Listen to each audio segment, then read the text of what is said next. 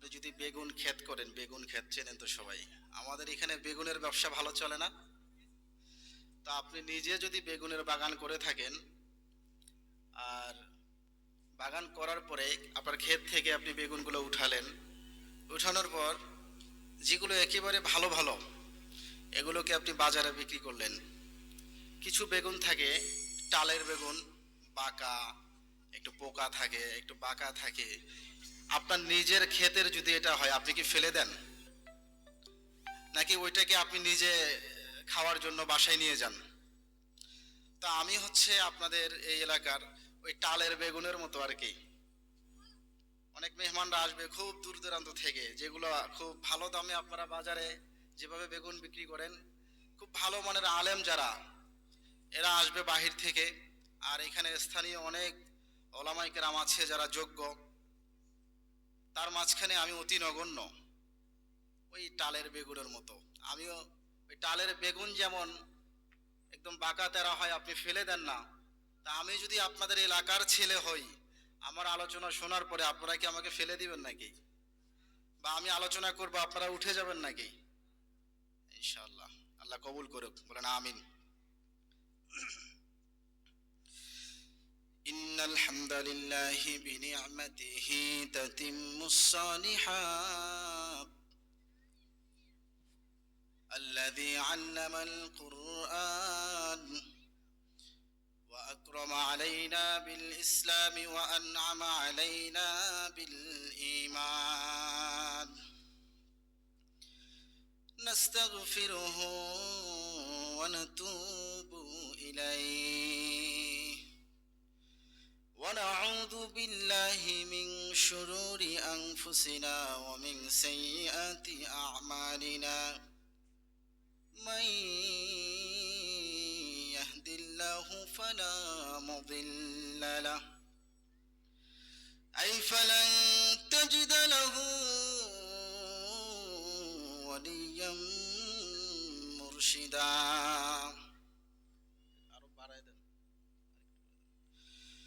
ونشهد أن سيدنا وسندنا وحبيبنا وحبيب ربنا وطبيبنا وأرواحنا ومولانا محمدا عبد الله ورسوله الذي أرسله الله بالحق بشيرا ونذيرا وداعيا إلى الله بإذنه وسراجا وقمرا منيرا. أما بعد فقد قال الله تعالى في كلامه المجيد وفرقانه الحميد. أعوذ بالله من الشيطان الرجيم. بسم الله الرحمن الرحيم.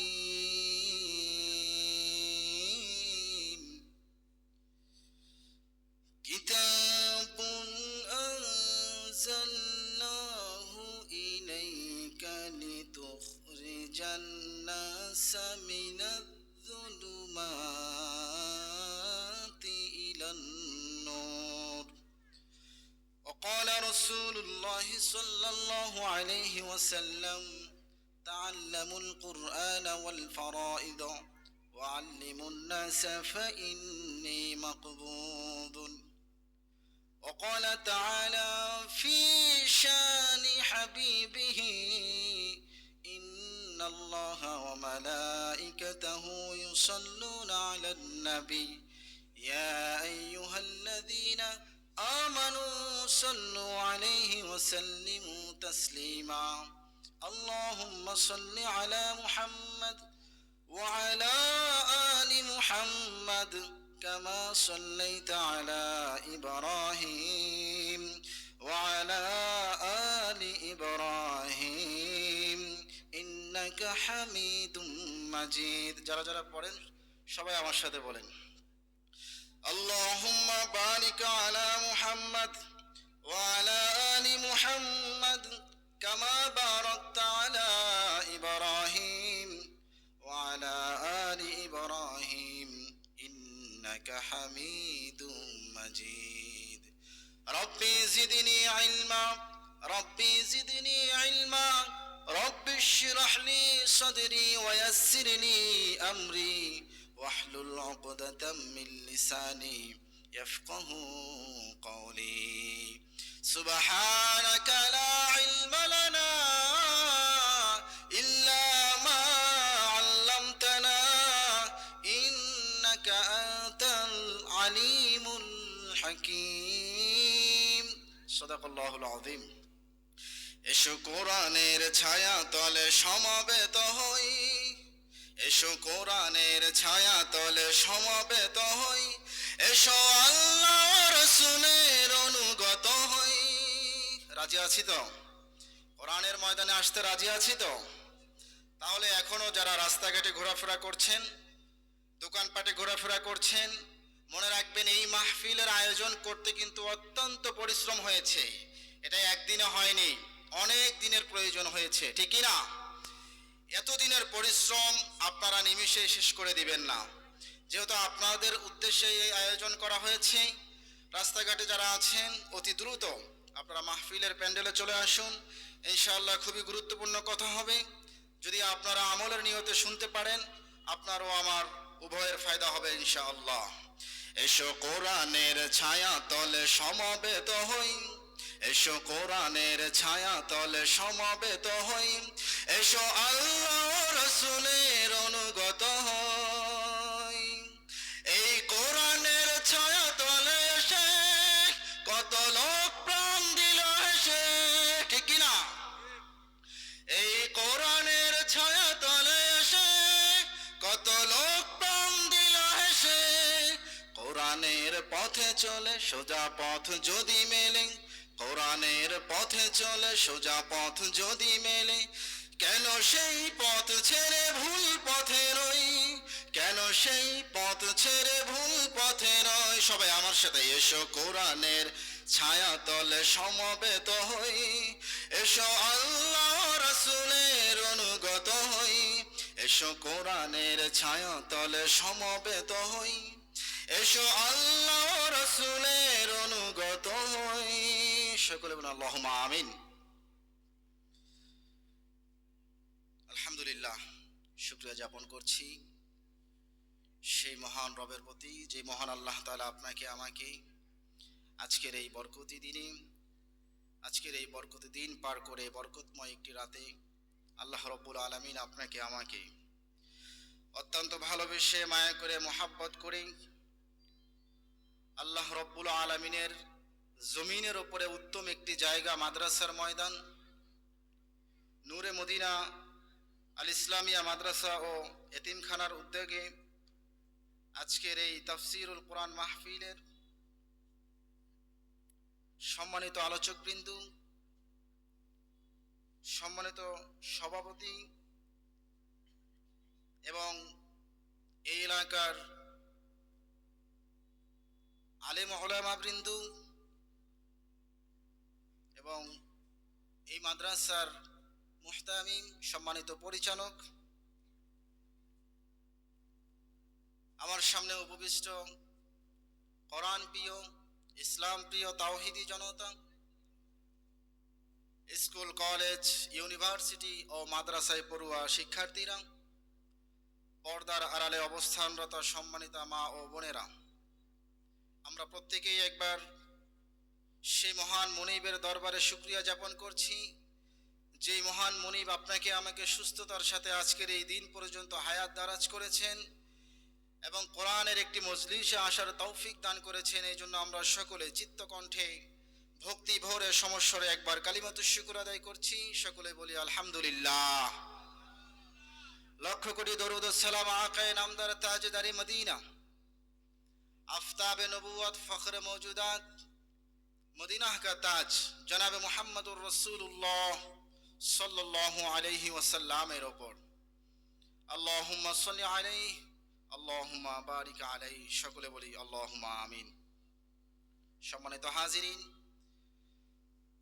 হয়তোবা স্টেজে দুই একজন আলেমকে আপনারা দেখছেন বসা আছে, কিন্তু স্টেজের বাহিরে পর্দার ওই পাশে আরো অনেক ওলামায়ে কেরাম রয়েছে, যারা যোগ্যতায়, অভিজ্ঞতায়, সব কিছুর দিক থেকে আমার থেকে অনেক বড়।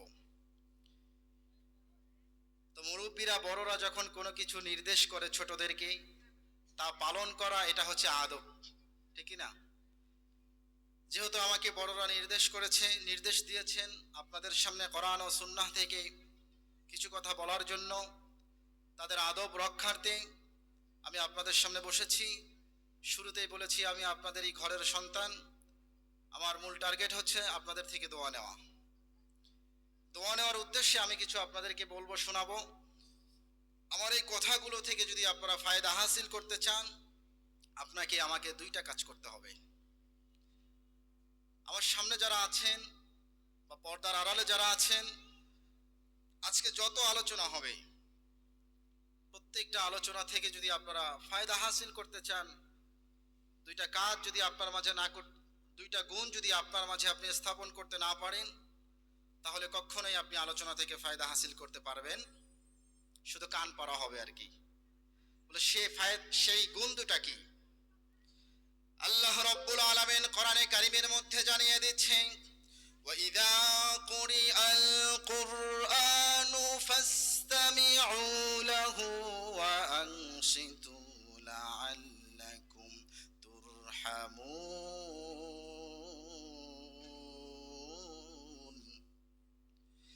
আল্লাহ রাব্বুল আলামিন বলছেন, যখন কোরআন তেলাওয়াত করা হয়, যখন কোরআনের আলোচনা করা হয়, তোমরা তখন চুপ থাকো, নিশ্চুপ হয়ে যাও, তোমরা তা ভালোভাবে শ্রবণ করো।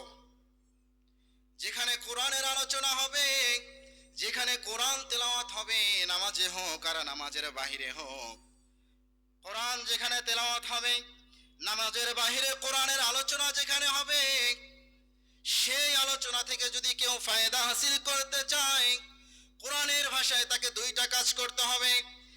এক নম্বরে যা কিছু আলোচনা করা হবে তা সুন্দরভাবে শ্রবণ করতে হবে, আর শ্রবণ করতে হবে একেবারে নিশ্চুপ হয়ে, কোনো ধরনের কোনো কথা বলা যাবে। আল্লাহ বলে লাআল্লাকুম তুরহামুন। এই দুইটা গুণ যদি কোনো বান্দার মধ্যে স্থাপন করতে পারে, আল্লাহ রাব্বুল আলামিন বলেছে সম্ভবত তার উপরে আমার রহমত নাজিল হবে। আমরা রাজি আছি তো? একেবারে নিশ্চুপ হয়ে, একেবারে মনোযোগ সহকারে আলোচনা শুনতে রাজি আছি তো ইনশাআল্লাহ? প্রিয় ভাইরা, আলোচনায় যদি মনোযোগ না থাকে তাহলে কি হবে? আপনারা অনেকে হয়তো এই ঘটনা জানেন যে এক ব্যক্তি, এটা একটা গল্প আর কি, এক ব্যক্তি এক মাহফিলে গিয়েছে আলোচনা শুনতে। তো তার আলোচনা শোনার ধরনটা ছিল এমন, কিছু বাদাম কিনেছে, মাহফিলে বসে বসে কিছু বাদাম খাচ্ছে আর কি। মাঝে মাঝে বাদাম খায়, মাঝে মাঝে বক্তার ওয়াজ শোনে, আবার মাঝে মাঝে ঘুমায়। মাঝে মাঝে কি করে? ঘুমায়। তো এখন এই বক্তা ঘুমেছিল, এই শ্রোতা ঘুমেছিল। বক্তা ওয়াজ করছে, যদি পানি ব্যবহার করা না যায়, পানি ব্যবহার করতে যদি কোনো ব্যক্তি অক্ষম হয়, আর ওই বান্দার ঘরের মধ্যে যদি একটা নতুন মাটির পাতিল থাকে, সে যদি ওই মাটির পাতিলের উপরে হাত মেরে, হাত মারার পরে মুখটাকে মাসাহ করে, হাত দুটাকে মাসাহ করে, আর ওই ব্যক্তি যদি পানি ব্যবহার করতে অক্ষম হয়, তাহলে এই মাসাহ করার মাধ্যমে, তায়াম্মুমের মাধ্যমে তার ওযু হয়ে যাবে, এর মাধ্যমে তিনি সালাত আদায় করতে পারবে। ওই শ্রোতা ঘুমেছিল। যখন বক্তা বলেছে নতুন, তখন শ্রোতা ঘুমেছিল। আর যখন বলেছে মাটির পাতিলে হাত মেরে যখন সে তায়াম্মুম করবে, মাসাহ করবে, তার ওযু হয়ে যাবে, তার মাধ্যমে সালাত আদায় করতে পারবে, শ্রোতা ঘুম থেকে উঠে এই কথা শোনার পরে ভীষণ খুশি হয়ে গেছে। খুশি হওয়ার পরে বলে, আজকের এই মাহফিল থেকে আর কিছু জানি আর না জানি একটা ভালো ধরনের মাসআলা শিখেছি। মাঝে মাঝেই তো আমি অসুস্থ হয়ে যাই, পানি ব্যবহার করতে পারি না, আমি তায়াম্মুম করব, আজকের একটা মনের মতো কথা শুনলাম, আজকে গিয়ে এটার আমল করব। একটা দেড়টা পর্যন্ত মাহফিল শুনেছে, রাত্রিবেলা ঘরে গিয়েছে। ঘরে যাওয়ার পরে স্ত্রীকে ডেকে বলছে, ওগো আমার প্রাণের স্ত্রী, আমাদের ঘরে যে একটা মাটির পাতিল রয়েছে, আজকে সন্ধ্যায় যেই পাতিলে খাবার রান্না করেছো, বলো সেই পাতিলটা কোথায়? স্ত্রী ডাক দিয়া বলে, পাতিলটা রয়েছে বিছানার নিচে। কেন কেন কেন? বলে একটা কারণ আছে, তোমাকে এখন বলা যাবে না, আজকে আমি তাহাজ্জুদ পড়বো। আল্লাহু আকবার। শ্রোতা বুঝিয়েন, মানে এটা আপনাদেরকে উদ্দেশ্য করে বলছি, এখানে একটা শিক্ষা আছে। গভীর রাতে ঘুম থেকে উঠে গেল, উঠার পরে সেই বক্তার কথা অনুযায়ী বিছানার নিচ থেকে মাটির পাতিলটা বের করলো, মাটির পাতিলে হাত মারলো, তায়াম্মুম করলো, মুখে মাসাহ করলো, হাতে মাসাহ করলো, তাহাজ্জুদ পড়লো। তাহাজ্জুদের নামাজ শেষ করে চিন্তা করলো, এখন তো ফজরের রক্ত হয়ে গিয়েছে, আমার স্ত্রীকে ডাক দেই, আমরা দুজন এবার একসাথে ফজরের নামাজ আদায় করি। ঘরের লাইটটা দিলেন, লাইট দেওয়ার পরে স্ত্রীকে ডাক দিলেন। স্ত্রীকে বলছে, ওগো আমার প্রাণের প্রিয়তম স্ত্রী, তুমি ঘুম থেকে উঠে যাও, চলো দুজন মিলে একসঙ্গে ফজরের নামাজ আদায় করি। স্ত্রীর চক্ষুটা খোলার সঙ্গে সঙ্গে ব্যাঙ যেভাবে ঝাঁপ দেয়, এইভাবে ঝাঁপ দিয়ে ঘর থেকে বের হয়ে গেল। বের হওয়ার সঙ্গে সঙ্গে বাহির থেকে একটা লাঠি নিয়ে ঘরের ভিতরে ঢুকেছে। চোর চোর বলে মারবে এমন কথা বলছে। তিনি বললেন, আমি চোর নই, আমি হচ্ছি তোমার প্রাণের প্রিয়তম স্বামী। এবার ওই লোক মহা খুশি, যদিও স্ত্রীর হাতে লাঠি, ওই লোক খুশি হয়ে গেছে, কারণ বক্তার সেই ওয়াজ কাজে লাগছে। বক্তা বলেছিল, মাটির পাতিলে মাসাহ করার পর সে যদি নামাজ পড়ে, তার মুখ দিয়ে একটা নূরের একটা ভাব থাকবে মুখে। সেই লোক ভাবলো, হয়তোবা আজকে আমার চেহারায় নূরের প্রকাশ পেয়েছে, আমার স্ত্রী এটা দেখে হয়তোবা আমাকে চিনতে পারে নাই, স্ত্রী তাকে মারার জন্য আসছে। যখন পরিচয় দিল, আমি তোমার স্বামী, বলল, স্ত্রী রাগ দিয়ে বলছে, তোমার এই অবস্থা কেন? তাই কেন কেন? তুমি জানো না, কালকে মাহফিলে গিয়েছি, মাহফিল থেকে বয়ান শুনে আসছি, আজকে চেহারায় নূর বের হয়েছে। কোন নূর বের হয়েছে? একটু আয়নার সামনে যাও। স্বামীকে নিয়ে যখন আয়নার সামনে চলে গেল, স্বামী তখন আয়নার সামনে নিজের চেহারাটা দেখে তিনি নিজেও একটা ব্যাঙের মতো ঝাঁপ দিয়ে উঠলো। মাথা গরম হবে কিনা এখন? তোর মাইরা চলে গেছে, চলো তাড়াতাড়ি নূরে মদিনা মাদ্রাসায়। রাত্রে বক্তা ওয়াজ করেছে, এখন হয়তো সেখানে আছে, সকাল হওয়ার আগে আগে তাকে ধরতে হবে, তা না হলে পালায়া যাবে। দৌড় বের আসছে, এই এদিকে আসেন, কি ওয়াজ করেছেন কালকে? আপনার কথা শুনে আজকে আমার স্ত্রীর হাতে মার খাওয়ার অবস্থা হয়ে গিয়েছিল। সে বলছে, কেন, কি হয়েছে? আপনি না বলেছেন মাটির পাতিলে হাত মেরে মাসাহ করলে, তায়াম্মুম করলে নামাজ পড়া যাবে? আমি তো সেটা করেছি। কোন পাতিলে? কেন, আজ গতকাল সন্ধ্যায় যেটাতে রান্না হয়েছে সেটাতে। আপনি কি ওয়াজ কি ভালোভাবে শুনেছেন? কেন, সবই তো শুনেছি, আপনি তো বলেছেন এটা, তাই না? হ্যাঁ বলেছি। তার আগে কি বলেছি বলো দেখি। তাকে বলছে আর কি, আগে কি বলছেন এটা তো আমি শুনি নাই, তখন আমি ঘুমেছিলাম। কোথায় ছিলাম? মানে ও অমনোযোগী ছিলাম। বক্তা ডাক দিয়ে বলছে, আমি বলেছিলাম নতুন মাটির পাতিলে হাত দিতে হবে, আর তুমি দিয়েছো পুরাতন মাটির পাতিলে, এটা কি আমার দোষ? অতএব মুরব্বী বাবারা, আপনাদেরকে বলতে চাই, আলোচনা যদি মনোযোগ সহকারে না শোনেন, আলোচনা শোনার পরে মনোযোগ যদি না থাকে, কথার আগামাতা বুঝবেন না, তখন এলাকার মাঝে যায় গীবত ছড়াবেন। কথা বলেন ঠিক কিনা? তো আজকে আমি আলোচনা করব কোরআনের বিষয় নিয়ে। কোরআনকে আমরা কেন মানব? এই পৃথিবীর ভিতরে পরিচিতি একটা কিতাব আছে, যে কিতাবের নাম আল কোরআন। এই কিতাবের নাম আমরা সকলে শুনেছি তো? কথা বলেন, এই কিতাব কি শুধুমাত্র মুসলমানদের কিতাব, নাকি সর্বধর্মের সর্বলোকের জন্য কিতাব? আল্লাহ রাব্বুল আলামিন কোরআনে কারীমের কোন জায়গায় বলেছে হুদাল লিল মুত্তাকিন, এই কিতাব হলো মুত্তাকিনদের জন্য হেদায়েতের বাণী। আবার আল্লাহ রাব্বুল আলামিন কোন জায়গায় বলেছে হুদাল লিন্নাস। কোরআন শুধুমাত্র মুসলমানদের জন্য না, প্রত্যেকটা মানুষের জন্যই। কোন মানুষ যদি কোরআনকে ফলো করে, কোরআনকে মানে, আল্লাহ রব্বুল আলামিন জানিয়ে দিচ্ছে এই কোরআন ওই বান্দার জন্য হেদায়েতের বাণী হয়ে যাবে। সুবহানাল্লাহ। আমরা তো রেডিমেড মুসলমান, মুসলমানের ঘরে জন্ম নিয়েছি, এই জন্য আমরা নিজেকে মুসলমান দাবি করি। কিন্তু কোন কাফের মুশরিক যদি নিজে কোন কাফের মুশরিকের ঘরে যদি কেউ জন্মগ্রহণ করে আর যদি সে বড় হয়ে কোরআনকে ফলো করে, তাহলে ওই বান্দা হেদায়েত পাবে কি পাবে না? অতএব বোঝা যায় কোরআনে কারিম এটা শুধুমাত্র মুসলমানদের জন্য না, কোরআনে কারিম হলো গোটা বিশ্বের মানুষের জন্য। কথা বলেন ঠিক কিনা? এই কোরআনকে আমরা কেন মানবো জানেন নাকি? বেশ কয়েকটা কারণ আমি আপনাদের সামনে উল্লেখ করব। এই কোরআন আমরা এই জন্য মানবো, পৃথিবীর ভিতরে কোরআন ছাড়া আরো অনেক বই আছে। এই কোরআনে কারিম ছাড়া পৃথিবীর মধ্যে আরো অনেক বই আছে, আছে না নাই? স্কুল, কলেজ, ইউনিভার্সিটি এগুলোতে বিভিন্ন ধরনের বই পড়ানো হয়। যত রকমের বই আপনারা পড়েন না কেন, জাগতিক জ্ঞান অর্জন করার জন্য যত বই আপনারা পড়েন না কেন, যত সাহিত্যের বই আপনারা পড়েন না কেন, সেই বইগুলোর শুরুতে একটা জিনিস লেখা থাকে।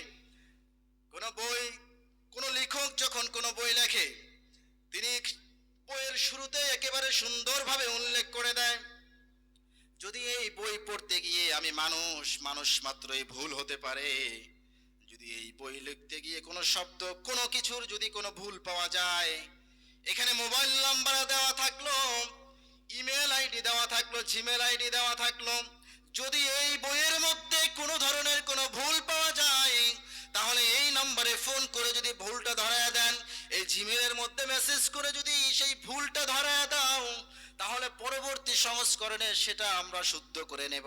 এরকম লেখা থাকে কি থাকে না? কিন্তু আল্লাহ রব্বুল আলামিন যে কোরআন নাজিল করেছে, একদিন নয়, দুই দিন নয়, 1400 বছর আগে যে কোরআন নাজিল করেছেন, আল্লাহ রব্বুল আলামিন এই কোরআনের লেখক, তিনি এই কিতাবের শুরুতে, একেবারে শুরুতেই বলে দিয়েছেন, কোরআনে কারিম যদি খোলেন, কোরআনে কারিম খোলার পরে সূরাতুল ফাতিহার পরে একটা সূরা আছে সূরাতুল বাকারা। এই সূরার মধ্যে একেবারে শুরুর দিকে আল্লাহ রব্বুল আলামিন বলছে, যালিকাল কিতাবু লা রাইবা ফীহ। আল্লাহু আকবার। আল্লাহ রব্বুল আলামিন বলছে পৃথিবীর কিতাবের মধ্যে, দেখো দেখো পৃথিবীর কিতাবগুলা, যখন পৃথিবীতে কোনো বই লেখা হয়, কোনো লেখক যখন কোনো বই লেখে, এই বইয়ের মধ্যে ভুল পাওয়া যায়, এই বইটা আবার সংস্করণ হয়, ঠিক কিনা? দেশের মধ্যে যখন রাষ্ট্র পরিচালনা করা হয়, এই দেশের রাষ্ট্রীয় সংবিধান একবার নয়, দুইবার নয়, প্রায় 17 বার পরিবর্তন হয়েছে। আল্লাহ রব্বুল আলামিনের একটা কিতাব কোরআনুল কারীম, এই কিতাব এখন পর্যন্ত কিতাবের একটা নুকতাও কিন্তু পরিবর্তন হয় না। কথা বলেন ঠিক কিনা?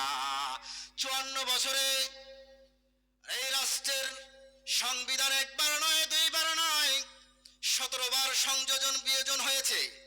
আল্লাহ রব্বুল আলামিন একটা আইনের কিতাব দিয়েছে, রব্বুল আলামিন শুরুতেই বলে দিয়েছে, যালিকাল কিতাবু লা রাইবা ফীহ। এটা এমন একটা কিতাব, যে কিতাবের মধ্যে লা শাক্কা, কোনো সন্দেহ নাই, কোনো ভুল নাই। আল্লাহু আকবার। হুদাল লিল মুত্তাকিন, এই কিতাব হলো মুত্তাকিনদের জন্য হেদায়েতের বাণী। এই কিতাব যদি কোনো মানুষ ফলো করে, এই কিতাবে কোনো ভুল পাওয়া যাবে না। এই কিতাব যদি কোনো মানুষ ফলো করে, এই কিতাব ফলো করার সঙ্গে সঙ্গে ওই মানুষটাকে আমি আল্লাহ রব্বুল আলামিন হেদায়েতের পথে নিয়ে আসবো। বলেন সুবহানাল্লাহ। তাহলে আমরা কোরআনে কারীম কেন মানবো? কোরআনে কারীম এই জন্য মানবো, এই কিতাবের মধ্যে কোনো সন্দেহ নাই। কোরআনুল কারীম দ্বিতীয় নম্বরে এই কারণে আমরা মানবো, এই কিতাবটা মানুষের রচিত নয়, এই কিতাবটা হচ্ছে আল্লাহ তাআলার পক্ষ থেকে পাঠানো। 2 নম্বরে কোরআনুল কারীমকে আমরা কেন মানবো বলেন দেখি? এই কিতাবটা কার? আওয়াজ দিয়ে বলেন কার? আমরা কার? কথা বলেন। এই কোরআন পাঠিয়েছে আল্লাহ রাব্বুল আলামিন গরু ছাগলের জন্য না মানুষের জন্য? মানুষের জন্য কিনা? আমাদেরকে আল্লাহ বানিয়েছে কার জন্য? আল্লাহর জন্য। গোটা পৃথিবীর সবকিছু বানিয়েছে আল্লাহ তাআলা কার জন্য? আমাদের জন্য, আল্লাহর জন্য নয়। আল্লাহ রাব্বুল আলামিন কোরআনে কারীমের মধ্যে বলছে, হুয়াল্লাযী খালাকালাকুম মা ফিল আরদি জামিআ সুম্মা ইস্তাওয়া ইলাস সামাই ফাসাওয়াহুন্না সাবআ সামাওয়াত।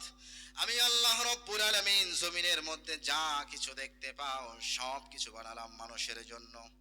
আমি আল্লাহ 7টা আসমান বানাইলাম, একটা নয় দুইটা নয়, 7টা আসমান বানাইলাম। 7টা আসমান বানিয়েছি আমি বান্দার জন্য। কিন্তু আমি আল্লাহ রব্বুল আলামিন বান্দাকে বানিয়েছি আমার জন্য। বান্দা আমার কি করবে? আল্লাহ রব্বুল আলামিন সে কথাও কোরআনে বলে দিচ্ছে। আল্লাহ রব্বুল আলামিন কোরআনে কারীমের একটি সূরা সূরাতুয যারিয়াতের মধ্যে সুন্দর করে বলছে, ওয়ামা খালাকুতুল জিন্না ওয়াল ইনসা ইল্লা লিয়াবুদুন। আল্লাহু আকবার। আল্লাহ রাব্বুল আলামিন বলছে আমি মানুষ আর জিন বানিয়েছি আমার ইবাদতের জন্য। আল্লাহু আকবার। কতক্ষণ বান্দা ইবাদত করবে? বান্দা কতক্ষণ আমার ইবাদত করবে? 5 মিনিট ইবাদত করবে নাকি 5 ঘন্টা ইবাদত করবে নাকি 5 বছর ইবাদত করবে? সে কথাও আল্লাহ রাব্বুল আলামিন কোরআনে কারীমের মধ্যে সুন্দর করে জানিয়ে দিচ্ছে, ওয়া'বুদ রাব্বাকা হাত্তা ইয়াতিয়াকাল ইয়াকিন। ওয়া'বুদ আমরের সিগা, আমরের সিগা এটা ওলামায়ে কেরাম ভালো বোঝে। আমরের সিগা এটা হলো এমন একটা বাক্য যেটা জুমলা ইনশা। জুমলা ইনশা যখন এই বাক্য উচ্চারণ করা হয়, এই বাক্যর উপরে আর কথা বলার সুযোগ থাকে না, সত্য মিথ্যা কোনো কিছুই বলার সুযোগ থাকে না। আল্লাহ বলেছে ওয়াবুদ, ইবাদত করো রব্বাকা, তোমার রবের। কতক্ষণ ইবাদত করবা? আল্লাহ তো জানিয়ে দিয়েছে বান্দাকে বানিয়েছি আমার ইবাদতের জন্য। বান্দা কি এখন 5 মিনিট ইবাদত করবে নাকি 5 বছর ইবাদত করবে? আল্লাহ তাআলা বলছে হাত্তা ইয়াতিয়াকাল ইয়াকিন, যতক্ষণ পর্যন্ত তোমার নিকট মৃত্যু না আসে ততক্ষণ পর্যন্ত আমার ইবাদত করো। ইবাদত করতে হবে কতক্ষণ? মৃত্যু আসবে না? কথা বলেন, ইবাদত করতে হবে কতক্ষণ? মৃত্যু আসবে না যতক্ষণ। ইবাদতের মধ্যে উত্তম একটা ইবাদত হচ্ছে কোরআনে কারীম তেলাওয়াত করা, ঠিক কি না? মাদ্রাসাগুলোতে কি হয়?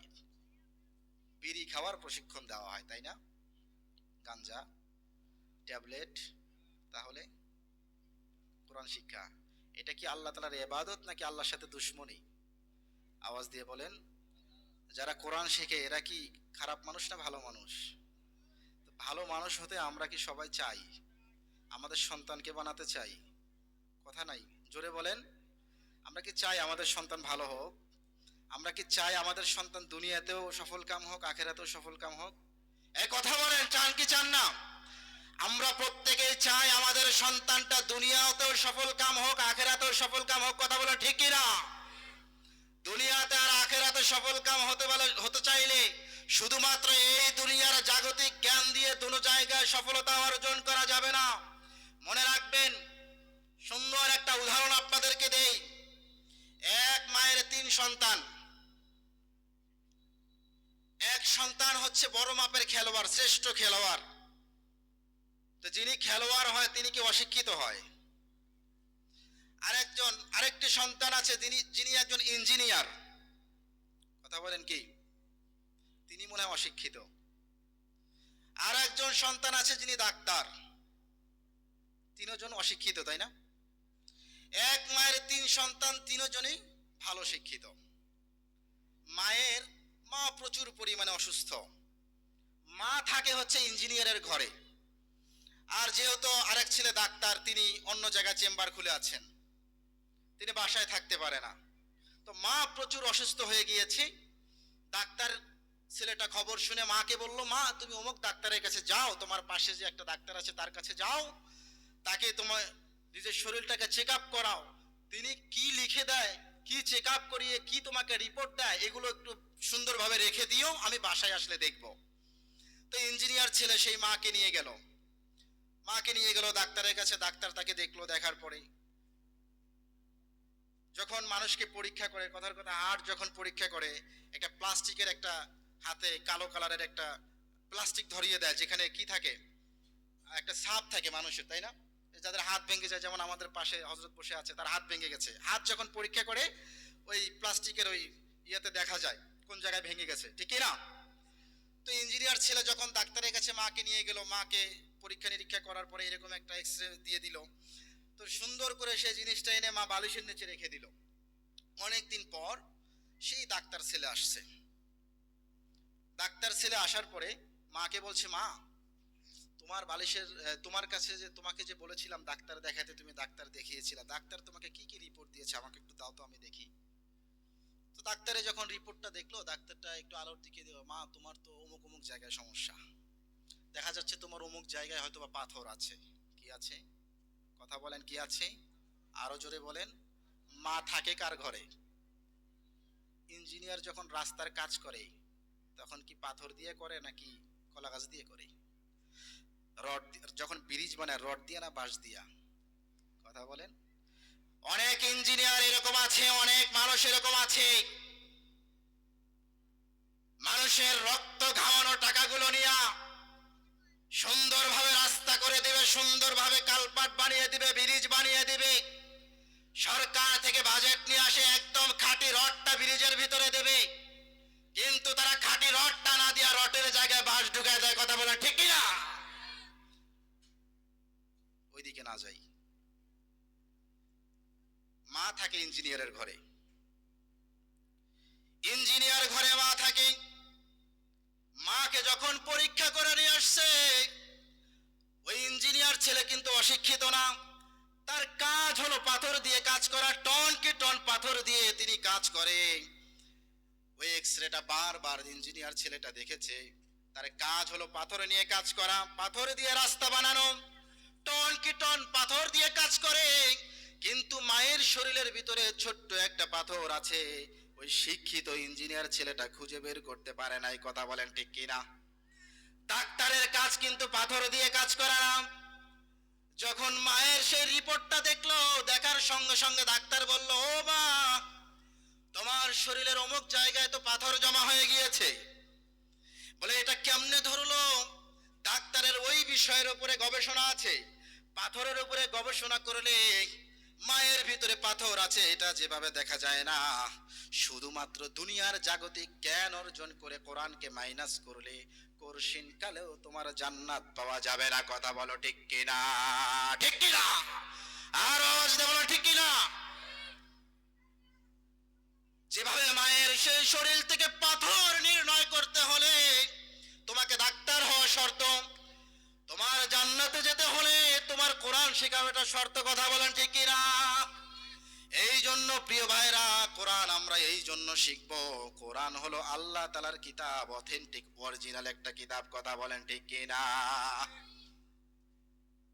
কোরআন ও আল্লাহ রাব্বুল আলামিনের, আমরাও আল্লাহ রাব্বুল আলামিনের। এই কোরআন হেফাজত যিনি করবেন তিনি কে?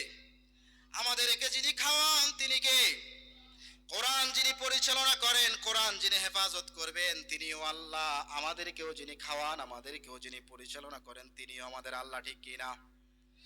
আল্লাহ রাব্বুল আলামিনের একজন পয়গম্বর ইব্রাহিম খলিলুল্লাহ, তার কথা আল্লাহ রাব্বুল আলামিন এভাবে বলছেন, আল্লাহকে আমরা কেন মানবো, আল্লাহর ইবাদত কেন করব?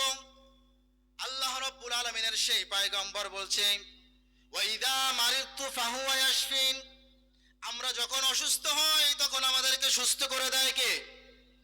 আরো জোরে বলেন। ওয়াল্লাযী ইউতঈমুনি সুম্মা ইউসকিন, আমাদেরকে খাওয়ান কে, আমাদেরকে পরান কে?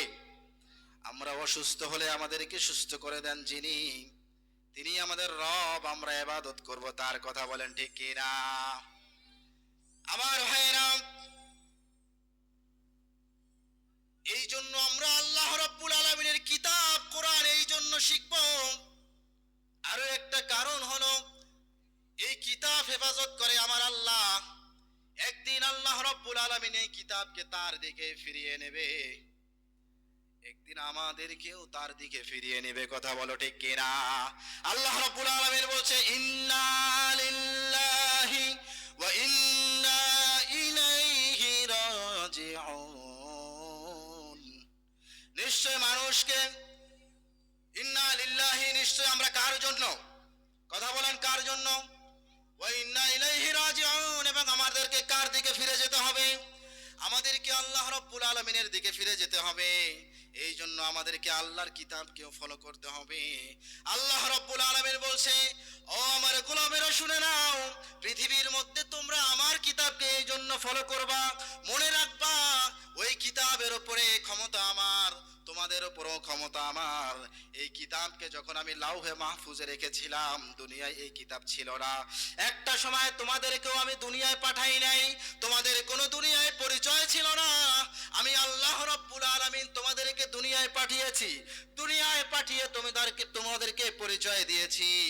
আর বান্দা শুনে নাও, এমন একটা সময় আসবে তোমাদের এই দুনিয়া থেকে চলে যাওয়ার পরে তোমাদের পরিচয় দেওয়ার মতো আবার কোনো কিছু থাকবে না। আমাদের এই দুনিয়াতে আসার আগে আমাদের কোনো পরিচয় ছিল না, কথা বলেন ঠিক কিনা? আল্লাহ রাব্বুল আলামিন বলছে, হাল আতা আলাল ইনসানি হিনুম মিনাত দাহরি লাম ইয়াকুন শাইআম মাযকুরা। আল্লাহ রাব্বুল আলামিন বলছে, কাল প্রবাহে তোমার কি এমন একটা সময় ছিল না যেই সময় তোমার পরিচয় দেওয়ার মতো কোনো কিচ্ছু ছিল না? অর্থাৎ আল্লাহ রাব্বুল আলামিন জানাচ্ছে, ও বান্দারা তোমরা শুনে নাও, তোমাদের এমন একটা সময় ছিল যেই সময় তোমরা দুনিয়াতে ছিল না। যখন তুমি তোমার মায়ের গর্ভে আসো নাই, তখন তোমার পরিচয় ছিল না, ঠিক কিনা? আমরা যখন মায়ের গর্ভে আসি নাই, তখন আমাদের পরিচয় ছিল। আল্লাহ বলেছে, ওয়ালাকাদ খলাকনাহু মিন সুলালাতিন মিন তিন। আমি আল্লাহ রাব্বুল আলামিন আমি তোমাদেরকে সৃষ্টি করেছি, মানুষকে সৃষ্টি করেছি মাটির নির্যাস থেকে। প্রথমে তোমাদের কোনো পরিচয় ছিল না, তোমাদের কোনো পরিচয় না থাকার পরে আমি তোমাদেরকে মাটির নির্যাস থেকে তৈরি করলাম, এটাকে নুতফা বানাইলাম, নুতফাটাকে তোমার বাবার কাছে রেখে দিলাম, সেই নুতফাটাকে আবার তোমার মায়ের কাছে ট্রান্সফার করে দিলাম, এরপরে সেই জায়গায় এটা একটা জমাট রক্তে পরিণত করলাম।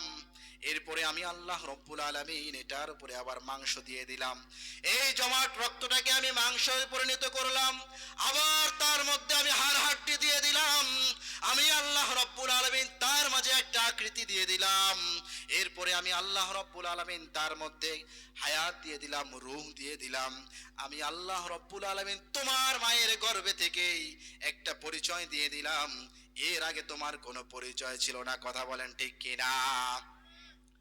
এ বান্দা শুনে নাও, যেহেতু তোমার কোনো পরিচয় ছিল না, আমি আল্লাহ তোমার পরিচয় দিয়েছি, অতএব আমি আল্লাহ যেই কিতাব নাজিল করেছি এই কিতাব তোমার ফলো করতে হবে। আবার বান্দা শুনে নাও, তোমার এমন একটা দিন আসবে তোমার আর পরিচয় দেওয়ার মতো কোনো কিচ্ছু থাকবে না। আজ যদি আপনি ইন্তেকাল করেন, আপনাকে সকাল হতে না হতেই আপনাকে কবরে রাখা হবে। একদিন, 2 দিন, 5 দিন, 1 বছর, 2 বছর পর ওই কবরের মধ্যে আপনার কোনো কিছুই খুঁজে পাওয়া যাবে না। 100 বছর, 200 বছর যাওয়ার পরে তোমার পরিচয় দেওয়ার মতো আর কেউ থাকবে না, কথা বলেন ঠিক কিনা? 100 বছর 200 বছর এটা তো পরের কথা। আমি আমার দাদার নাম বলতে পারি, হয়তোবা বাবার নাম বলতে পারবো, তারপরে কার নাম বলতে পারবো? পারবেন? 100 বছরের হিসাব আছে ওখানে। এজন্য আল্লাহ বলছেন, পরিচয় দিয়েছি আমি তোমার, আবার তোমার পরিচয় কেড়ে নেব, কর্তৃত্ব আমার হাতে, অতএব আমি যা বলবো তাই শুনবা। আমি আল্লাহ বলেছি ইকরা, পড়ো। কি বলেছি? আমি আল্লাহ বলেছি ইকরা, পড়ো, পড়ো। কি পড়বা, কি পড়বা সে কথাও আমি আল্লাহ বলে দিয়েছি। ইকরা বিসমি রাব্বিকাল্লাযী খালাক। আমি আল্লাহ জানিয়ে দিলাম, তুমি দুনিয়ার বুকে তোমাকে আমি পাঠিয়েছি, পরিচয় দিয়ে পাঠিয়েছি, তোমার কাজ হলো আমার হুকুম মানা। আমি তোমাকে আদেশ দিয়ে দিলাম, পড়ো, পড়ো, পড়ো। কি পড়বা? বাংলা, অঙ্ক, ইংরেজি এগুলো পড়ো, কোনো বাধা নাই, কিন্তু বাংলা, অঙ্ক, ইংরেজি এগুলো পড়ার কথা আমার আল্লাহ বলে নাই, কিন্তু এগুলো পড়া হারাম নয়। কোরআন হাদিস সুন্দরভাবে বোঝার জন্য বাংলা, অঙ্ক, ইংরেজি এগুলো ভালোভাবে বুঝলে আরো কোরআন হাদিসের ব্যাখ্যা ভালো বোঝা যায়, কথা বলেন ঠিক কিনা? কিন্তু আল্লাহ বলেছে তুমি পড়ো, পড়ো, পড়ো। কি পড়বা? বিসমি রাব্বিকাল্লাযী খালাক। যেখানে রব আছে, বিসমি রাব্বিকা, পড়ো তোমার প্রভুর নামে। আল্লাহ বলেছে পড়ো তোমার প্রভুর নামে, যেখানে তোমার রবকে পাওয়া যায় সেখানে পড়ো। অর্থাৎ যেই কিতাবের মধ্যে আমি রবকে পাওয়া যায় সেই কিতাব পড়ো। আজকের দুনিয়ার বুকের কিতাবগুলো লক্ষ্য করে দেখা যায়, প্রাইমারি লেভেলে যদি লক্ষ্য করেন, প্রাইমারির যে সমস্ত বইগুলো আছে, আরবি তো নাই, আছে কি? আছে, আছে, আরবি নাই।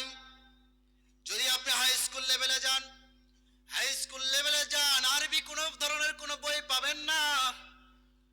আপনার সন্তান যখন আপনার সন্তান কলেজে উঠবে, সেখানে গিয়েও কোরআন পাবে না। ইউনিভার্সিটিতে উঠবে, ইউনিভার্সিটিতে ওঠার পরে এমনও হতে পারে কোরআন তো নাই, কিন্তু শিক্ষকটা হয়েছে খ্রিস্টান। কোরআন তো নাই, শিক্ষকটা হয়েছে ইহুদি। আপনার এই সন্তান প্রাইমারি লেভেলে কোরআন পাইল না, আপনার এই সন্তান হাই স্কুল লেভেলে কোরআন পাইল না, আপনার এই সন্তান কলেজ লাইফে গিয়ে কোরআন পাইল না, আপনার এই সন্তান ইউনিভার্সিটিতে গিয়ে কোরআন পাইল না, আপনার এই সন্তান হবে একজন টাটকা মুনাফিক, আপনার এই সন্তান হবে বড় মাপের একজন বেয়াদব। কথা বলেন ঠিক কি না? এজন্য আল্লাহ বলেছে, ইকরা বিসমি রাব্বিকা, পড়ো তোমার রবের নামে। রবের নামে যেই কিতাব পাওয়া যায় সেই কিতাবের নাম আল কোরআন, ঠিক কি না? রবের নামে যেই কিতাব পাওয়া যায় সেই কিতাবের নাম কি? আর সেই কিতাব পড়ানো হয় নূরে মদিনা, নূরে মদিনা আল ইসলামিয়া মাদ্রাসায় সেই কিতাব পড়ানো হয়। সেই কিতাব পড়ানো হয় রাতের গভীর থেকে, রাতের গভীর থেকে তাহাজ্জুদের সময়। আমরা যখন আমাদের আরামের বিছানায় শুয়ে থাকি, তখন এই মাদ্রাসার ছোট্ট ছোট্ট বাচ্চারা আল্লাহ তাআলার ঐশী কালামুল্লাহ শরীফ নিয়ে শীতের ভিতরেও বসে বসে আল্লাহ তাআলার এই কালাম নিয়ে গুনগুন আওয়াজ দিয়ে তেলাওয়াত করে। আল্লাহ তাআলা বলে, যারা আমার কোরআন তেলাওয়াত করবে তারাই সফল কাম, যারা কোরআন মানবে তারাই সফল কাম। এই সমস্ত মানুষগুলাই পরকালে সফল কাম। কথা বলেন ঠিক কি না? আপনার সন্তানকে যদি সফল কাম বানাইতে চান, আপনার সন্তানকে আপনি জান্নাতে পাঠাইতে চাইলে আপনি দুনিয়ার জ্ঞান অর্জন করান, কোনো বাধা নাই। আজকে স্কুল কলেজ ইউনিভার্সিটির ছাত্রগুলা, মাদ্রাসার ছাত্রগুলাকে দেখলে টিটকারি মারে, তারা বাংলা পারে না, ইংরেজি পারে না, আছে না নাই? যেই বান্দাটা, যেই শিশু বাচ্চাটা 1 বছর 2 বছর 1.5 বছরের মধ্যে যেই বাচ্চাটা কোরআনে কারিম 30 পারা কোরআনে কারিম যদি নিজের অন্তরে ধারণ করতে পারে, ওই 2 4 5 7 8 পৃষ্ঠার ইংরেজি তারা চিবিয়ে খেতে পারবে। কথা বলে ঠিক কিনা? কিন্তু বান্দারা চায় আমাকে জান্নাতে যেতে হবে, জান্নাতে যাওয়ার জন্য আগে আমাকে কোরআন শিখতে হবে, কোরআন শিক্ষার পরে কোরআনের ব্যাখ্যা বিশ্লেষণ বোঝার জন্য আমি জাগতিক জ্ঞান শিখব। তাহলে যেই বান্দাটা কোরআন আগে শিখবে এরপরে জাগতিক জ্ঞান শিখবে, এই বান্দাটা বড় হয়ে গেলে আর কিছু হোক কিন্তু কোনোদিন নাস্তিক হবে না। কথা বলেন ঠিক কিনা? দুনিয়াতে আপনার সন্তানকে আপনি ওই শুরু থেকে একেবারে প্রাইমারি লেভেল থেকে আলিফ বাতা চেনাইলেন না, আলিফতে আল্লাহ চেনাইলেন না, শরতে ওযু শিখাইলেন না। শরতে শিখাইছেন অজগর, কি শিখাইছেন? আর আলিফ শরিয়াতে শিখাইছেন আমটি পেরে, আমটি খাবো পেরে। কি শিখাইছেন? মাদ্রাসায় শিখায় শরিয়তে ওযু, শরিয়াতে আল্লাহ, ওযু করব, নামাজ পড়ব, শরিয়াতে আল্লাহ, আল্লাহর ইবাদত করব, এভাবে শেখানো হয়। রস্যইতে ঈদ, ঈদের নামাজ পড়ব। আর ওই যে আপনি শিখাইছেন শরতে ওযু, শরিয়তে অজগর, অজগর মারে সবল, শরিয়াতে আম, আমটি আমি খাবো পেরে। এ যখন ক্লাস 5-এ ওঠে, ওই শরিয়াতে অজগর এটা পড়ছে, অজগরের মতো হয়ে গেছে, চুরি বাটপারে শিখেছে কোরআন না থাকার কারণে। এরপরে দেখা যায় একটু বড় হতে না হতে ওর গাছের আম পেরে খায়, ওর গাছের কাঁঠাল পেরে খায়। আছে না নাই? ঠিক কিনা? কথা বলেন, আছে না নাই? আমি আবার অন্যগুলাকে কিন্তু মাইনাস করতেছি না, ওইটাকে আমি খারাপ ভাবে দেখছি না। আমি জেনারেল শিক্ষাকে খুবই ভালোবাসি। আমি নিজেও তো জেনারেল শিক্ষায় শিক্ষিত আছি, এখনো পড়ছি। আমি মাদ্রাসা এ লেভেলে পড়ালেখা করেছি, জেনারেলে এখনো পড়ছি আমি। কিন্তু আমরা আগে ছোটবেলায় শরীয়তে ওযু শিখছি, অজগর শিখি নাই, আমটি পেরে খাবো এটা শিখি নাই, আল্লাহ চিনেছি। এই জন্য আপনাকে আল্লাহ চিনতে হবে। কি চিনতে হবে? আপনার সন্তানকে জান্নাতে পাঠাতে চান, দুনিয়ার লেখাপড়া করাইলেন, এদেশের লেখাপড়া শেষ করে ওই দেশে পাঠাইবেন, কোরিয়ায় পাঠাবেন, চীনে পাঠাবেন, আপনি বিদেশে পাঠাতে চান আপনার সন্তানকে। ও বাবারা, খুব ভালো করে বুঝবেন, আপনার সন্তানকে উচ্চ ডিগ্রি অর্জন করার জন্য এই দেশ থেকে সেই দেশে পাঠাইবেন, কোরিয়ায় পাঠানোর জন্য আপনার সন্তানকে কোরিয়ান ভাষা শিক্ষা করাইলেন, চীনে পাঠাবেন এই জন্য চীনের ভাষার কোর্স করাইলেন। আপনার সন্তানটাকে জান্নাতে পাঠাইতে হবে, জান্নাতে পাঠানোর জন্য জান্নাতের একটা কোরআনের কোর্স আছে, এটা আপনি করাইলেন না। জান্নাতে যাওয়ার একটা কোর্স, কোরআনের কোর্স, এটা যদি আপনি না করান, ও পিতাগুলো, আপনাদেরকে আমি বলছি, আপনার মতো হতভাগা পিতার একজনও নাই, কথা বলেন ঠিক কিনা? যার একটা সন্তান আছে কোরআন পারে, কোরআনের সঙ্গে সঙ্গে জাগতিক জ্ঞান অর্জন করছে, আল্লাহ রব্বুল আলামিন বলছে তার ওই সন্তানটা সফল কাম হয়ে গিয়েছে। জাগতিক কোনো জ্ঞান যদি নাও থাকে, যদি কোরআনের জ্ঞান তার মাঝে থাকে, ওই বান্দাটাই সফল কাম হয়ে গেছে, কথা বলেন ঠিক কিনা? এই জন্য প্রিয় ভাইয়েরা, আপনাদের এই জমিনে, আল্লাহ রব্বুল আলামিনের এই জমিনে, আল্লাহ রব্বুল আলামিন একটা ফুলের বাগান দিয়েছে, আল্লাহ তাআলা একটা ফুলের বাগান তৈরি করে দিয়েছে। এই ফুলের বাগানের মধ্যে আপনার সন্তানকে পাঠাইতে হবে, এই ফুলের বাগানের মধ্যে আপনার সন্তানকে পড়ায়া পড়ায়া কোরআন শিখাইতে হবে। তা না হলে একদিন এই সন্তানের কারণে আপনি জাহান্নামী হয়ে যাবেন। আপনি যখন জাহান্নামে চলে যাবেন, জাহান্নামের ফেরেশতারা আপনাকে বলবে, হাত্তা ইযা জাউহা ওয়া ফুতিহাত আবওয়াবুহা, দলে দলে যখন জাহান্নামের দিকে যাবে, জাহান্নামের দরজাটা খুলে যাবে, জাহান্নামের ফেরেশতা বলবে, তুমি আজকে কেন জাহান্নামে আসলা? তুমি আজকে কেন জাহান্নামে আসলা? তোমার কাছে কি কোরআনে কারিমের তেলাওয়াত হয় নাই? তোমার কাছে কি নবী রাসূল পাঠানো হয় নাই? কোরআনে কারিমের তেলাওয়াত তোমার কাছে করা হয় নাই? তখন তুমি বলবা, আমার কাছে কোরআনে কারিম পাঠানো হয়েছে। আমি যেখানে বসবাস করেছি সেই জায়গায় মাদ্রাসা ছিল, কোরআন পড়ার ব্যবস্থা ছিল, সেই জায়গায় কোরআন কারিম তেলাওয়াত করার মতো ব্যবস্থা ছিল, আমিও পড়ি নাই, আমার সন্তানকে পড়াই নাই, এই জন্য আজকে আমাকে জাহান্নামের ভিতরে যেতে হচ্ছে। বুঝাইতে পারলাম? এই জন্য বাবারা, বাবারা খুব ভালো করে বুঝেন, আজ মরলেই কাল আপনি শেষ। আপনার সন্তান যদি রব্বানা আতিনা ফিদ দুনিয়া হাসানা বলতে না পারে, সন্তান যদি তাকবীর দিয়ে আপনার জানাজাটা পড়াইতে না পারে, সন্তানকে এমন ভাবে গঠন করলেন, এমন ভাবে শিক্ষিত করলেন, শিক্ষা অর্জন করে দুনিয়ার পিছে ঘুরে টাকা পয়সার লোভে আপনার সন্তান আপনাকে রেখে ওই বিদেশের জমিনে টাকা পয়সা ইনকাম করছে, আপনি ইন্তেকাল করলেন, ফোনের ভিতরে আপনাকে বলা হলো আপনি ইন্তেকাল করেছেন, খবর চলে গেছে সন্তানের কাছে তোমার পিতা ইন্তেকাল করেছে। সন্তান বলছে, আমি বড় বিজি, আমি যেতে পারবো না, আমার ব্যস্ততা আছে, তোমরা নিজেরা আমার পিতাকে কবর দিয়ে দাও।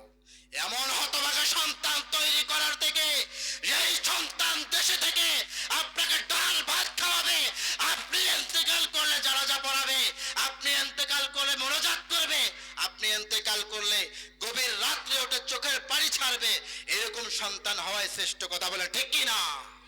এজন্য প্রিয় ভাইরা, আমরা গরিব মানুষ, টাকা পয়সা নাই, ওই লেভেলের শিক্ষিত আমরা বানাতে পারবো না। জাগতিক সব জ্ঞান অর্জন করে আমাদের সবার সামর্থ্য নাই বড় মাপের কিছু বানায় বিদেশে পাঠাবো, কিন্তু আমাদের সামর্থ্য আছে অল্প টাকায় কোরআন শিখানো, আছে না নাই? বলখালি এক মাহফিল, দিঘিনালার মাহফিলে কিছুদিন আগে একটা মাহফিল হয়েছে না, সেখানে প্রধান বক্তা এসেছিলেন মাহমুদুল হাসান কাসিমি সাহেব, তাই না? তিনি বলেছিলেন একটা কথা, খুব ভালো কথা, যে আল্লাহ তাআলা কিছু কিছু জিনিসকে সহজ করে দিয়েছে।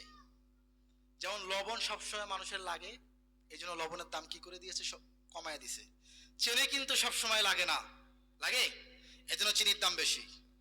কোরআন আমাদের সব সময় লাগবে, এই জন্য কোরআনকে আল্লাহ সহজ করে দিয়েছে। প্রিয় ভাইয়েরা, এই কোরআন এত সহজ হওয়ার পরেও যদি আপনার সন্তানকে কোরআন শিখাইতে না পারেন, আপনার মতো বাবা, আপনার মতো হতভাগা বাবা আর একটাও হতে পারে না, একটাও হতে পারে না। এজন্য আপনার সন্তানকে কোরআন শিখান। আপনারা রাগ করছেন নাকি? বাবারা, আমিও তো কোনো না কোনো বাবার সন্তান। আপনার সন্তানকে কোরআন শিখাবেন।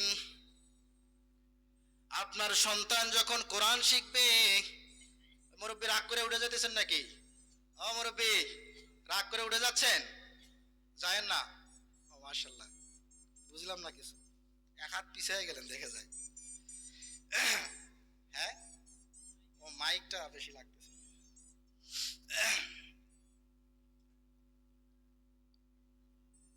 তাহলে বলতে চাইলাম, কোরআন শিক্ষা করাতে হবে। এক নম্বরে কারণ হলো, কোরআন কার কিতাব?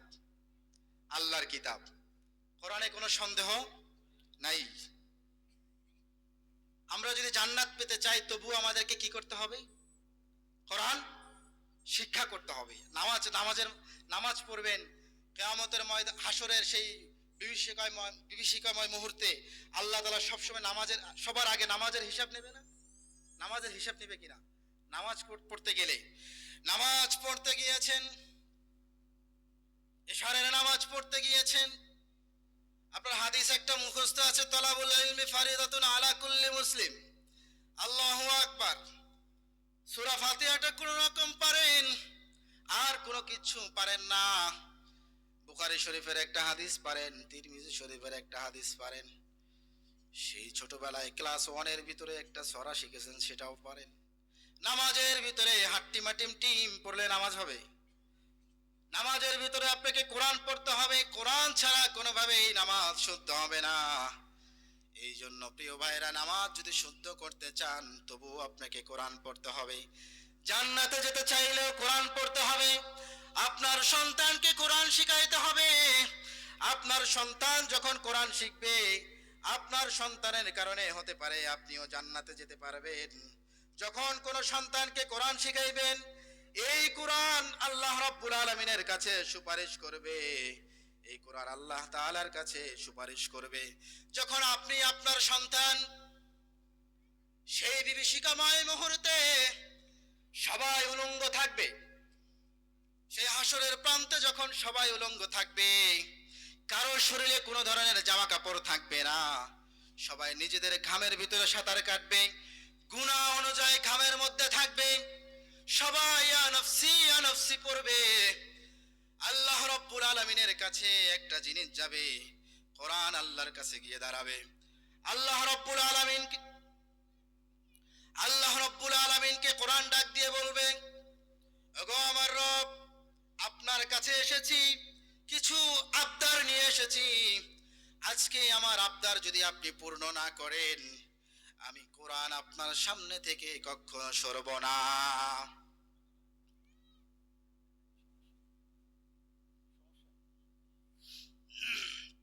সবাই আমার দিকে মনোযোগ হন। আমি কিন্তু শুরুতে বলছি, আলোচনা থেকে ফায়দা নিতে চাইলে কয়টা কাজ করতে হবে?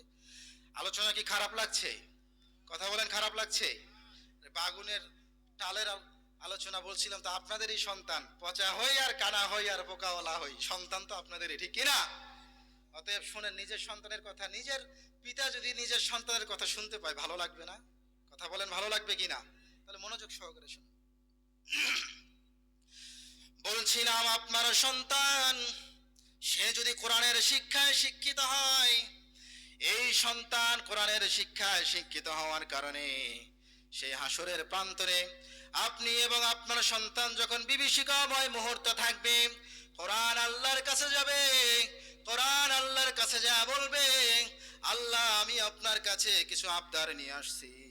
আমি আল্লাহ রাব্বুল আলামিন, আমি কোরআন আপনার কাছে কিছু আবদার নিয়ে আসছি।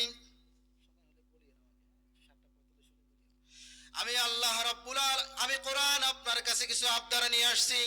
আপনি যতক্ষণ পর্যন্ত আমার আবদার না রাখবেন, ততক্ষণ পর্যন্ত আমি কোরআন আপনার সামনে থেকে যাব না। আল্লাহ বলবে, কি আবদার, কি আবদার বলো? হাদিসের বর্ণনাকারী হযরত আবু হুরায়রা রাদিয়াল্লাহু তাআলা আনহু বলে, আকরাউল কুরআনা, তোমরা কোরআন পড়ো। কারণ কোরআন এমন একটা জিনিস, ফাইন্নাহু নি'মাশ শাফিউ ইয়াউমাল কিয়ামাহ, কিয়ামতের দিন এই কোরআন কত উত্তম একটা সুপারিশকারী জিনিস। আল্লাহ তাআলার সেই সাহাবী, আল্লাহ রাব্বুল আলামিনের সেই বান্দা, রাসূলের সেই সাহাবী বলছে, ইন্নাহু ইয়াকুলু ইয়াউমাল কিয়ামাতি, এই কোরআন কিয়ামতের দিন, এই কোরআন হাসরের প্রান্তরে বিভীষিকাময় সেই মুহূর্তে দুনিয়ার বুকে যে ব্যক্তি কোরআন তেলাওয়াত করেছে, কোরআন শিখেছে, এই কোরআন তখন তার পক্ষ নিয়ে বলবে, ইয়া রাব্বি হাল্লিহি হিলিয়াতাল কারামাতি, ইয়া রাব্বুল আলামিন, ওগো আমার মালিক, এই দুনিয়ার মধ্যে আপনি আমাকে নাজিল করেছিলেন, আর সেই দুনিয়ার অমুক বান্দা তার সন্তানকে কোরআন শেখানোর জন্য সেই নূরে মদিনা মাদ্রাসায় ভর্তি করিয়েছে, সেখানে কোরআন শিক্ষা করিয়েছে, তিনি আমাকে সম্মান করেছে। অতএব আল্লাহ, দুনিয়ায় যেহেতু তিনি আমাকে সম্মান করেছে, আজ এই কঠিন মুহূর্তে তাকে যদি আপনি সম্মান না করেন, যতক্ষণ পর্যন্ত আপনি তাকে সম্মান না করবেন, ততক্ষণ পর্যন্ত আমি কোরআন আপনার সামনে থেকে যাব না। যখন কোরআন এমন কথা বলবে, আল্লাহ রাব্বুল আলামিন তখন কি করবে? ফায়ুহিল্লা হিলিয়াতুল কারামাতি, রাব্বুল আলামিন তখন ওই কোরআন তেলাওয়াতকারীকে সম্মানিত করে তুলবেন। তখন কোরআন বলবে, ইয়া রাব্বুল আলামিন, আমি কিন্তু একটা আবদার নিয়ে আপনার সামনে আসি নাই, আমার আরো কিছু আবদার আছে। প্রত্যেকটা আবদার যখন মানবেন, আমি কোরআন তখন আপনার সামনে থেকে চলে যাব। তখন কোরআন বলবে, ইয়া রাব্বুল আলামিন, ইয়া রাব্বি আকসুহু কিসওয়াতাল কারামাতি ফায়ুকসা কিসওয়াতাল কারামাতি। কোরআন বলবে, ইয়া রাব্বুল আলামিন, আপনি তাকে সম্মানিত করে তুলুন, আপনি তাকে সম্মানের পোশাক পরিয়ে দেন। আল্লাহু আকবার। যখন ওই বিভীষিকাময় মুহূর্তে আপনি আপনার সন্তান যখন উলঙ্গ থাকবেন, আল্লাহ রাব্বুল আলামিনের কাছে কোরআন যা বলবেন তাকে কি করে দেন? সম্মানের পোশাক পরায় দেন, সম্মানিত চাদর দিয়ে তাকে আবৃত করে দেন। আল্লাহ রাব্বুল আলামিন তখন ওই বান্দাকে সম্মানিত চাদর দ্বারা আবৃত করে দিবে। তখন কোরআন বলবে, ইয়া রাব্বুল আলামিন, শুধুমাত্র এতটুকু করলে ক্ষান্ত হবে না, যেহেতু এই বান্দা আমাকে দুনিয়ার মধ্যে বারবার তেলাওয়াত করেছে, যেহেতু এই বান্দা কষ্ট করে রাত্রে গভীর বেলায় নূরে মদিনা মাদ্রাসার হেফজখানায়, নূরে মদিনা মাদ্রাসার কিতাবখানায় বসে বসে আমাকে তেলাওয়াত করেছে, আল্লাহ আজ এই কঠিন মুহূর্তে আমি জানাচ্ছি, আপনি তার মাথার মধ্যে তাজাল কারামাতি, তার মাথায় সম্মানিত মুকুট পরিয়ে দেন। যতক্ষণ পর্যন্ত আপনি তাকে সম্মানের মুকুট না পরাবেন, ততক্ষণ পর্যন্ত আমি কোরআন বিদায় নেব না। আল্লাহ তখন কোরআনের কথা শোনার পরে ওই বান্দাকে সম্মানের মুকুট পরাইয়া দিবে। কোরআন তখন বলবে, ইয়া রাব্বুল আলামিন, আমার আরো একটা আবদার আছে, এই আবদার আপনি রাখলে আর কোন আবদার আমি করব না। তখন কোরআন বলবে, ইয়া রাব্বি আরদু আনহু ফালাইসা বাদা রিদাকা শাই, ইয়া রাব্বুল আলামিন, সে যেহেতু দুনিয়ার মধ্যে আমাকে তেলাওয়াত করেছে, দুনিয়ার মধ্যে কোরআনকে তাকের মধ্যে উঠে রাখে নাই, আমাকে তেলাওয়াত করেছে, আমাকে সম্মান করেছে, আমাকে শিক্ষা করেছে, আমার প্রতি আমল করেছে, আমার ভিতরে যা কিছু ছিল সেগুলোকে মেনেছে। আল্লাহ আজকে আপনি তার উপর খুশি হয়ে যান, আপনার খুশির পরে আর কোনো কিচ্ছু বাকি থাকে না। সুবহানাল্লাহ। শেষ, তাই না? তাহলে বলতে চাইলাম, কোরআন শিক্ষা করাইলে ফজিলত আছে না নাই? অনেকগুলো কারণ ছিল। আমি গত সপ্তাহে আমার একটা আলোচনা ছিল রংপুরে, সেখানে আমি কোরআন কেন শিখবো এটা অন্য কিছু নিয়ে আলোচনা করেছি। তো আজকে আরো কিছু নিয়ে আলোচনা করলাম। আপনাদের কাছে দোয়া চাচ্ছি, আমি কাউন্সিল মসজিদের ইমাম, আপনাদের এলাকার ইমাম। আলহামদুলিল্লাহ, আপনাদের দোয়ার বরকতে বিভিন্ন জায়গায় আল্লাহ তাআলা সফর করায় ছোট মানুষকেও, যদিও এখানে অনেক যোগ্যতা সম্পন্ন মানুষ আছে। এবছরও যেমন রংপুর, বগুড়া, সিলেট বিভিন্ন জায়গায় যাব। আপনারা দোয়া করবেন যাতে করে আমার এই কণ্ঠকে আল্লাহ তাআলা আরো বলিষ্ঠ কণ্ঠ করে দেয় এবং এই কণ্ঠটা যেন দিনের জন্য কবুল করে নেয়। সকলে বলেন আল্লাহুম্মা আমিন। যা কিছু আলোচনা করলাম, যা কিছু আমলীয় আছে আল্লাহ আমল করার তৌফিক দান করে দিক, যা বর্জনীয় আছে বর্জন করার তৌফিক দান করে দিক। ওমা আলাইনা ইল্লাল বালাগ। আসসালামু আলাইকুম ওয়া রাহমাতুল্লাহি ওয়া বারাকাতুহু।